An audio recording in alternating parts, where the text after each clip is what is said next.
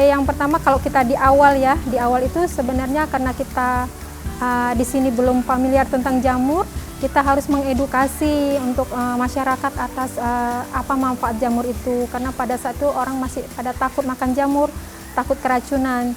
Jadi kita kasih jamur itu, orang pun sebenarnya nggak mau.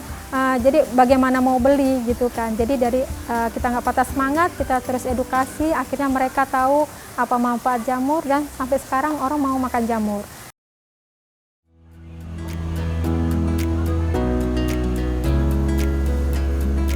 Siapa mengira dari ruang yang remang dan lembab, peluang justru tumbuh lebih cepat. Inilah organisme non-fotosintetik bernama jamur. Deretan backlog ini menjadi media tanam jamur tiram. Budidaya yang konsisten pun menghasilkan keuntungan. Pada akhir 2011, Aisyah Nuryanti dan suaminya mencari peluang untuk menambah pendapatan. Usaha budidaya jamur tiram pun dirintis. Meski sudah berstatus pegawai swasta, pasangan ini rindu memiliki usaha sendiri. Mereka kemudian belajar membudidayakan jamur tiram karena terinspirasi dari keluarganya di Solo. Namun, karena tantangan perbedaan iklim, banyak backlog atau media tanam jamur yang terkontaminasi. Mereka pun beradaptasi, belajar otodidak dari aneka referensi termasuk YouTube. Saat ini, usaha mereka yang bernama Caca Jamur semakin berkembang. Mereka juga membuka lapangan pekerjaan. Sekitar 25 pekerja pun membantu mereka. Ada sekitar 1.600 backlog yang diproduksi tiap hari di sini. Pembuatan backlog sebagai media tanam jamur dimulai dari penggabungan serbuk kayu, dedak, dolomit, dan air. Setelah difermentasi 1 malam, campuran tersebut dipadatkan ke dalam plastik untuk disterilisasi. Backlog steril kemudian diisi beberapa butir biji jagung yang sudah dikukus sebagai bibit. Backlog pun diikat menggunakan tutupan ring dan koran agar permukaan berpori. Backlog kemudian dibawa ke ruang inkubasi hingga menunggu hifa muncul. Kumpulan hifa yang seperti benang halus ini akan membentuk miselium. Sekitar 45 hari, backlog yang tertutup sempurna oleh miselium kemudian dipindahkan ke ruang budidaya. Di sini, terdapat 2 jenis jamur tiram, warna putih dan coklat. Jadi rutinitasnya sebenarnya jamur ini setiap hari panen ya Kak. Tiap hari panen, jadi dari mulai awal kita mulai panen jamur itu di jam 8 pagi.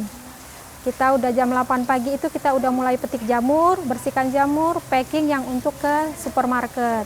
Dan selebihnya jadi hasil jamur itu ada dibagi menjadi untuk modern market satu, untuk yang olahan jamur dan untuk resto.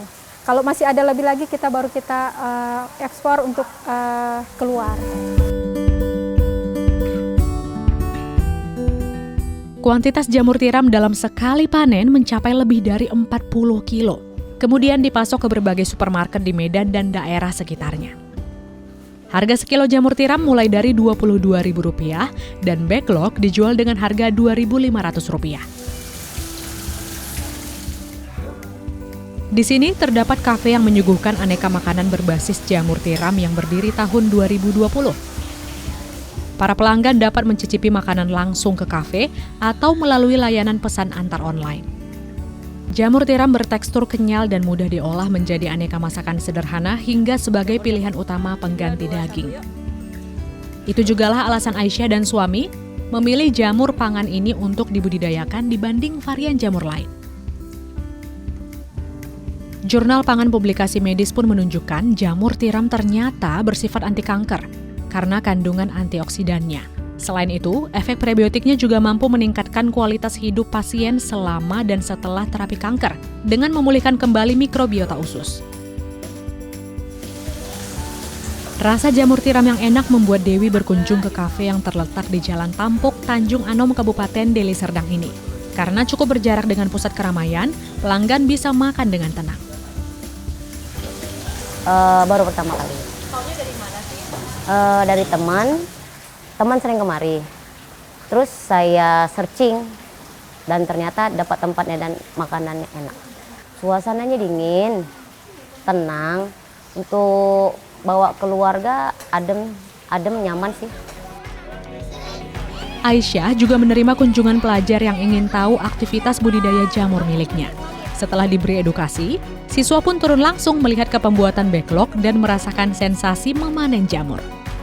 Ini menjadi pengalaman baru bagi banyak pelajar yang berkunjung.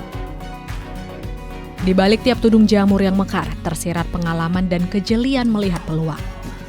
Upaya hulu ke hilir, merawat ribuan backlog, kegagalan saat kontaminasi melanda, hingga optimisme mengolah jamurnya menjadi aneka produk jadi supaya dapat dinikmati lebih luas. Menjadi pengusaha bukan sekadar hitung keuntungan, tapi keberanian dan keteguhan untuk bertahan hingga menjadi sumber inspirasi.